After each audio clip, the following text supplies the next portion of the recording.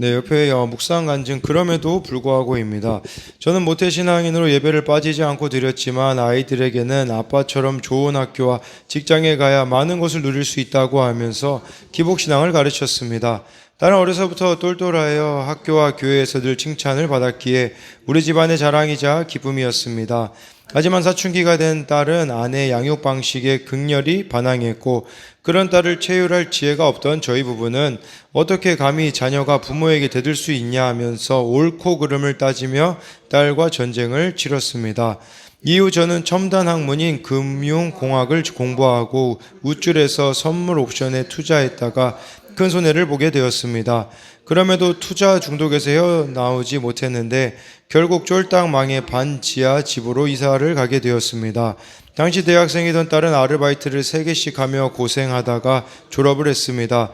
딸은 아빠가 하나님을 믿는데 어떻게 우리 집이 망할 수 있냐면서 지금은 예배 자리를 떠나 세상 성공을 향해 달려가고 있습니다. 저는 평소에 아들에게 아빠가 이렇게 밀어주는데 왜 공부를 더 열심히 안 하느냐 하면서 눈빛과 표정으로 늘 야단을 쳤습니다. 그러다 아들은 집안이 망해 우울해졌는데 저는 아들에게 미안해하기는커녕 아빠가 망했으니 내가 살 길은 이제 열심히 공부해서 성공하는 것밖에 없다고 하며 더욱더 공부를 독려했습니다. 결국 아들은 저의 이런 영향으로 학벌 중독이 되어 군대에 가서도 6번째 대입 준비를 하고 있습니다. 그런데 믿음의 공동체에 속해 양육을 받다 보니 그동안 예수님이 주신 산소망을 붙들지 않고 스스로를 높이며 우상 삼은 제 죄로 인해 아이들이 세상에 흩어지는 것임을 인정하게 되었습니다. 딸이 어릴 때 저희 부부는 한시라도 젊을 때 집안을 일으키자는 생각에 주말 부부로 지냈습니다. 그런데 그때 딸이 엄마와의 애착 관계가 형성되지 않아 사춘기 때 극렬히 반항한 것임을 후에야 알게 되었습니다. 이제라도 자녀들에게 학벌 우상과 세상 성공을 숭배하게 한 저의 죄를 회개합니다. 그럼에도 불구하고 군대에 있는 아들이 매주 30분 이상 저와 통화하며 안부를 전하고 있으니 주님의 은혜가 아닐 수 없습니다. 이제는 자녀들에게 성령을 힘입어 삶으로 복음을 전할 수 있기를 기도합니다. 적용하기: 딸의 무시와 원망의 말을 끝까지 잘 들어주고 딸에게 예배 회복을 권하겠습니다. 아들에게 열심히 하라는 말 대신 제 삶에 역사하신 주님의 은혜를 전하겠습니다. 네, 여기 묵상 간증에 나와 있는 것처럼 정말 이렇게 세상 성공, 세상 가치관의 이렇게 주인이 되었던 그런 모습들이 있는 것이죠. 우리가 정말 구원이 목적이 되지 않으면 이처럼 성공이 목적이 될 수 있다라는 것을 보게 되어집니다. 예, 그래서요. 기복이 아니라 팔복이라는 말이 있거든요. 정말 우리의 신앙이 기복신앙인지 아니면 마태복음 5장에 나와 있는 예수님의 삶의 방식인 팔복의 삶을 살아가는지, 그건 정말 여러분들 신앙이 구원에 있느냐 나의 성공에 있느냐에 따라서 달라질 수밖에 없음을 기억해야 합니다. 오늘은 이제 베드로전서가 시작되는데요.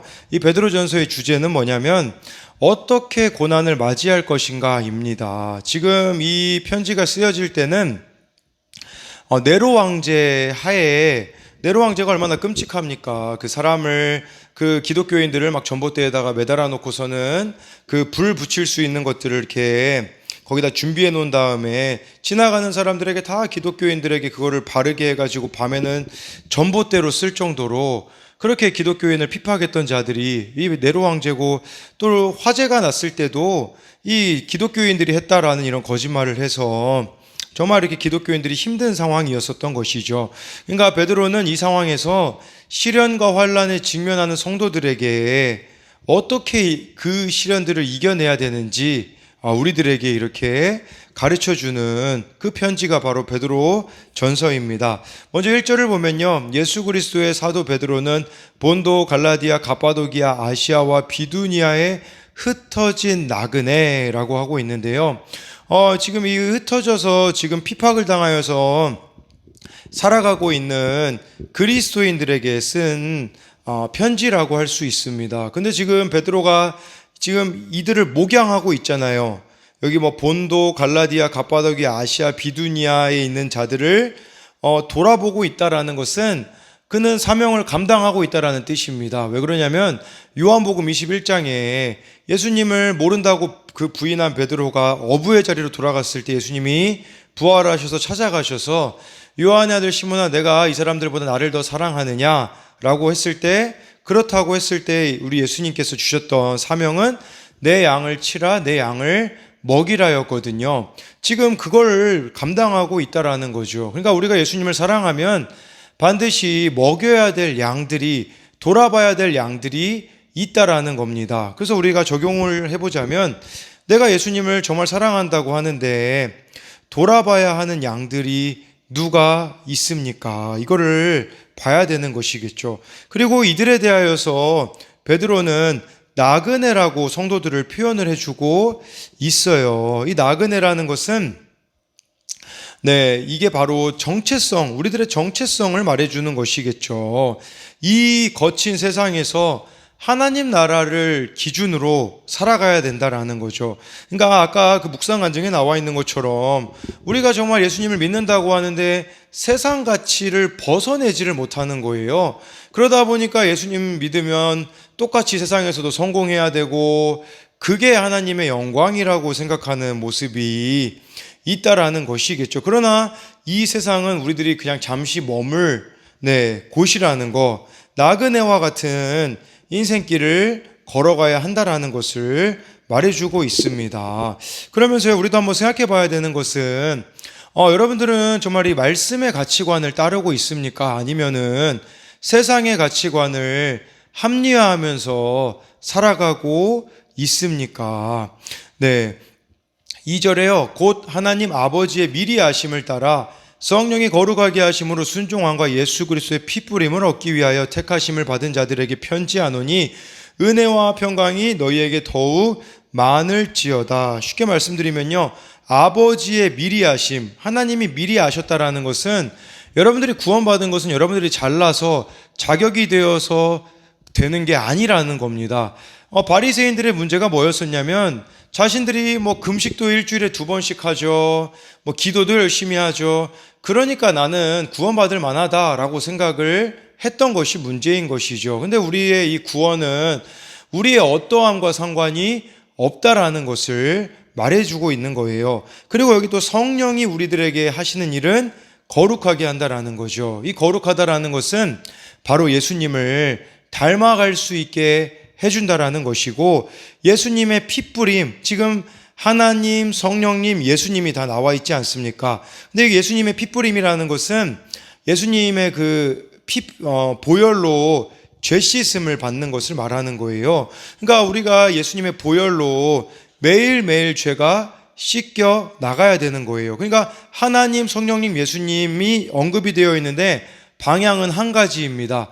구원이에요, 구원. 구원을 위하여서 하나님이 이렇게 하시고, 구원을 위하여 성령님이 거룩하게 하시고, 구원을 위하여서 예수님이 죄를 씻게 해주신다라는 거죠. 그러니까 우리의 신앙의 가장 중요한 것의 목적은 구원에 있어야 된다라는 것을 가르쳐주고 있는 겁니다. 그런데 이것은 택하심을 받은 자들에게 주어진대요. 이 택하심을 받은 자들이라는 것은 이 단어의 어원이 여러분 교회라는 단어랑 똑같은 어원을 가지고 있어요. 교회라는 단어가 에클레시아라고 하거든요. 택하심을 받은, 부름받은 자들의 이 모임이 교회라는 거거든요. 근데 여러분이 택하심 받았다라는 것은 특권만이 있는 게 아니라 책임이 있다라는 겁니다. 우리가 이 세상 가운데 어떤 책임이 있겠습니까? 소금과 빛으로 살아야 되는 그 책임이 있다라는 것을 말해주는 것이겠죠. 그러니까 3절 말씀으로 이어서 보면 우리 주 예수 그리스도의 아버지 하나님을 찬송하리로다.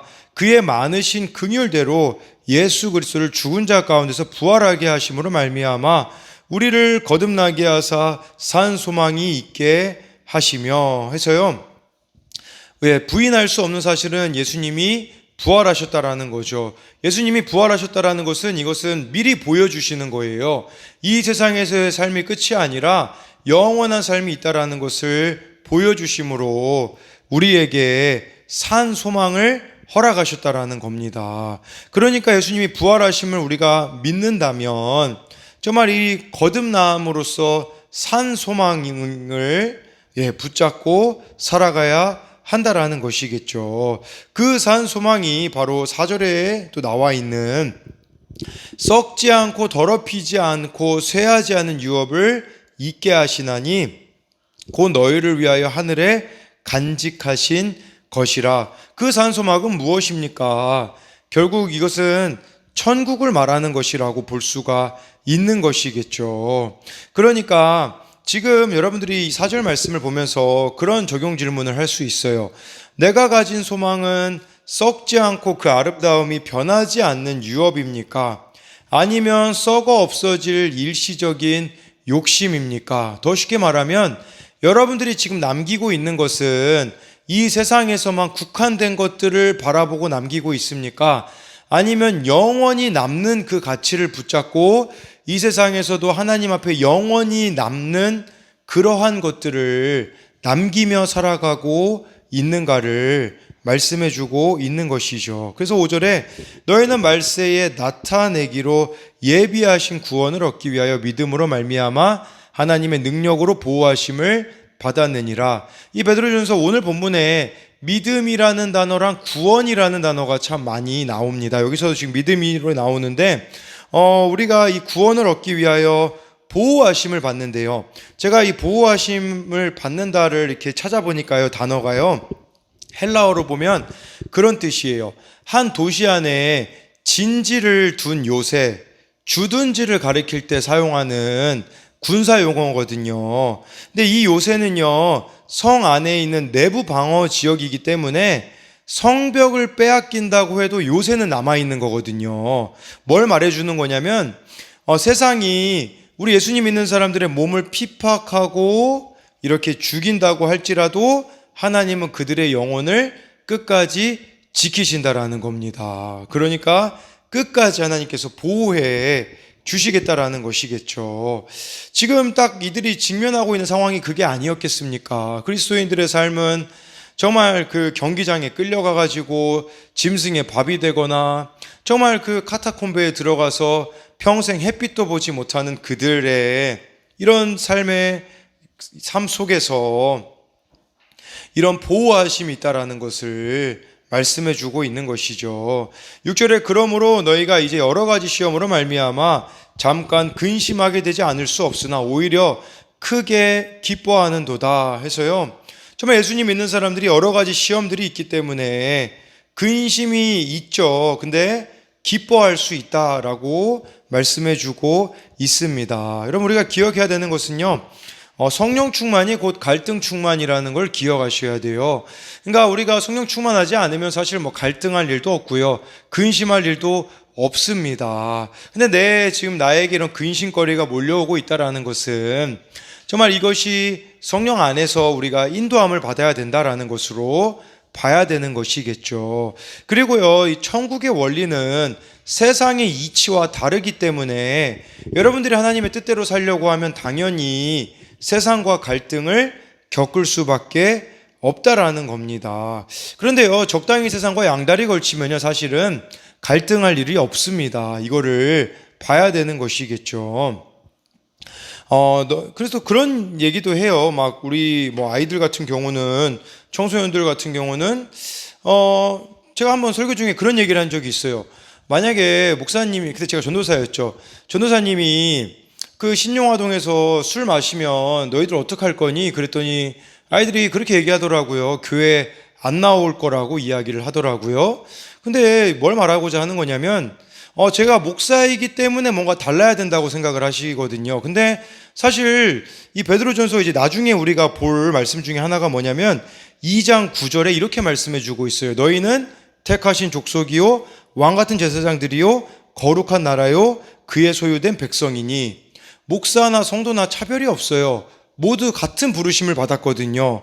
그것은 왕같은 제사장으로 살아가야 되는데, 근데 많은 그리스도인들이 참 다른 기준들을 가지고 있을 때가 많이 있는 것을 보게 되어집니다. 저나 여러분들이나 다를 게 없는 거예요, 이 부르심 앞에는.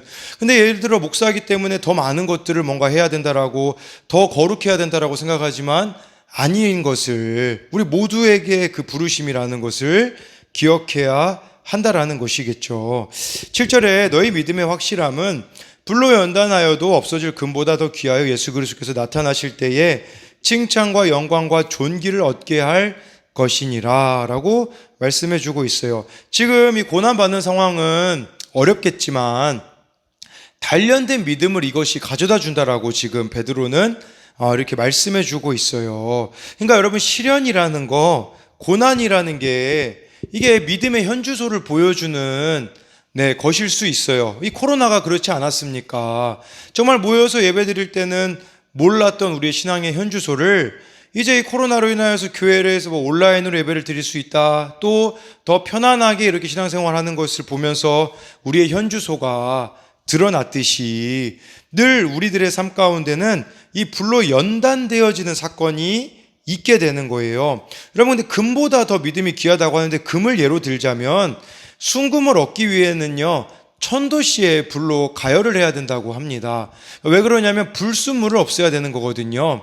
우리의 믿음도 여기 나와 있는 이 연단을 통하여서 불순물이 걸러지는 작업이 이루어질 거라는 겁니다. 그러니까 시련과 괴로움, 핍박의 불이 필요한 것이라는 거죠. 그랬을 때 내 안에 있는 죄들, 부정함들을 하나님이 걸러내시는 겁니다. 지금 여러분들에게는 어떤 연단이 있습니까?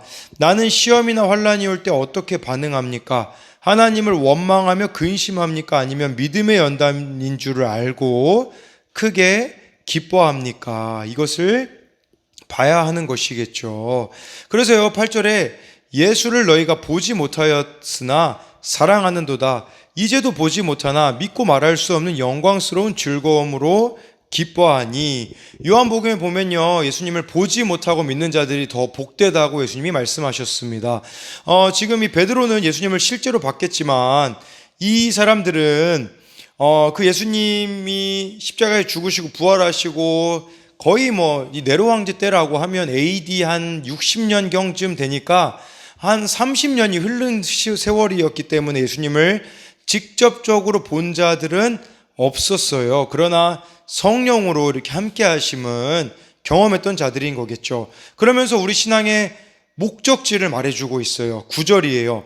믿음의 결국 곧 영혼의 구원을 받음이라. 이 결국이라는 말이 믿음의 결론, 믿음의 목표가 영혼 구원이라는 거예요. 여러분, 신앙의 목표가 구원이 되면 어떤 일이 벌어지게 되겠습니까?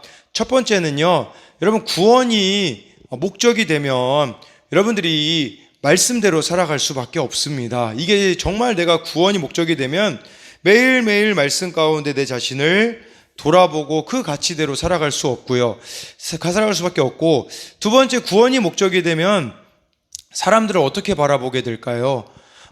제가 그 월요일마다 우리들 교회에서 양육을 지금 받고 있는데 그 양육을 인도하시는 그분이 이런 얘기를 하시더라고요. 예를 들어 두 아들이 있는데 첫째 아들은 서울대에 들어갔고 둘째 아들은 구치소에 있다. 어떤 사람이 더 예수님을 믿기 좋은 환경이라고 할 수 있는가 했을 때 그분이 그런 얘기를 하시더라고요. 서울대 들어간 사람은 예수님 믿기가 엄청 힘들 거라고, 차라리 구치소에 들어가 있는 사람이 더 가능성이 있다고 얘기를 해주더라고요. 세상을 가치로 두면 사실 서울대가 더 뭔가 있어 보이지 않습니까? 그러나 생각해 봐야 되는 것은 예수님을 믿는 것에 대한 부분은 사실은 구치소에 있는 낮아지어 있는 사람이 더 예수님을 믿기가 편하다라는 거겠죠. 편하다고 보기보다는 더 가능성이 있다라는 거겠죠. 근데 우리가 사람을 바라볼 때도 마찬가지예요. 세상의 기준으로 바라봤을 때 뭔가 나를 불편하게 하지 않고 뭔가 세상에서 뭔가 이렇게 있을 만한 사람들하고 우리가 친해지고 싶잖아요. 그런데 사실은 좀 우리들과는 거리가 멀어 보이고 찌질해 보이고 참 가능성이 없어 보이는 사람들이 있겠지만 구원을 기준으로 본다면 그 사람들이 더 가능성이 있다라는 것을 말씀드리는 거죠. 그렇기 때문에 구원이 목적이 되면 내 자신을 바라보는 태도, 다른 사람들을 바라보는 태도가 바뀌어야 된다라는 거예요. 세상의 기준이 아니라 구원의 기준으로 봐야 된다라는 거겠죠. 10절에 이 구원에 대하여는 너희에게 임할 은혜를 예언하던 선지자들이 연구하고 부지런히 살펴서 이거는 구약을 말하는 거죠. 이 구원에 대한 게 바로 성경에 다 나와 있잖아요. 구약 성경의 그 예언자들이 이 말 은혜를 이렇게 연구하고 부지런히 살폈다라고 하면서 11절에 자기 속에 계신 그리스도의 영이 그 받으실 고난과 후에 받으실 영광을 미리 증언하여 누구를 또는 어떠한 때를 지시하는지를 상고하니라. 그러니까 구약 선지자들이 구원을 예언했잖아요. 예수님이 오실 것도 예언을 했잖아요. 네, 뭐 예를 들면 뭐 이사야 같은 경우도 예언을 했잖아요. 예수님 오시기 거의 한 700년 전이었었거든요. 근데 그것은 그리스도의 영이 그들 안에 역사한 결과라고 이렇게 말씀해주고 있는 겁니다. 그래서 12절에 이 섬긴 바가 자기를 위한 것이 아니요 너희를 위한 것임이 계시로 알게 되었으니 이것은 하늘로부터 보내신 성령을 힘입어 복음을 전하는 자들로 이제 너희에게 알린 것이요 전사들도 살펴보기를 원하는 것이니라. 이 구원의 소식이 구약 때서부터 지금까지 이어졌다라는 겁니다. 그러니까 성경은 구원의 책이라고 볼 수가 있는 것이겠죠. 그러니까 이것이 이제 너희들에게 알려졌으니 이제 이것이 이것 또한 구약 시대의 선지자들이 이렇게 사역이 있었다면 예수님께서 고난과 영광을 받으심으로 구약 예언이 성취된 것을 또 신약 시대에 살고 있는 이 복음 전파자들이 부지런히 전했다라는 거죠. 그러니까 이것이 이제 우리들에게 전해졌기 때문에 우리들에게 필요한 것은 무엇이냐면 이 구원의 소식을 여러분들이 먼저 상고해야 되는 거예요. 왜 매일 말씀을 봐야 되는지가 여기에 있는 거죠. 우리가 구원의 목적이 있기 때문에 이 말씀을 여러분들이 날마다 살피시고 그리고 이 복된 소식을 전해야 될 사명이 구원받지 못한 이들에게 전해야 될 사명이 내게 있다라는 겁니다. 그래서 내가 받은 이 구원의 복된 소식을 누구에게 전하겠습니까?를 생각해 봐야 되는 거죠. 어느 목사님의 설교를 듣는데요. 그분도 이제 이 큐티인을 가지고 새벽에 이렇게 하시는데 거기 교회에서는요 가만가만이라는 것을 이렇게 정해서 한대요. 가만가만이 뭐냐면 무슨 일이 있을 때요 그날 묵상한 이 큐티 본문, 예를 들면 오늘 베드로전서 1장 1절부터 12절 있잖아요. 무슨 일이 있을 때 지금 여러분 새벽에만 이거 묵상하고 끝나는 게 아니라 무슨 일이 있을 때 가만 오늘 말씀에서 뭐라고 했지 하면서 다시 말씀을 보면서 순간순간에 이렇게 결정을 한다고 하더라고요. 마찬가지로 여러분 이거 그냥 새벽에 보는 걸로 그치지 마시고 오늘 정말 잠자리에 드는 그 순간까지 어떤 사건들이 있을 때 오늘 말씀은 뭐라고 했지를 여러분들이 다시 돌아오셔서 거기서 답을 발견하시고 이 말씀은 구원의 소식이기 때문에 여러분들을 어떤 상황에서든지 구원으로 인도할 것을 믿고 정말 이 말씀에 다스림을 받는 여러분들이 되시기를 소망합니다.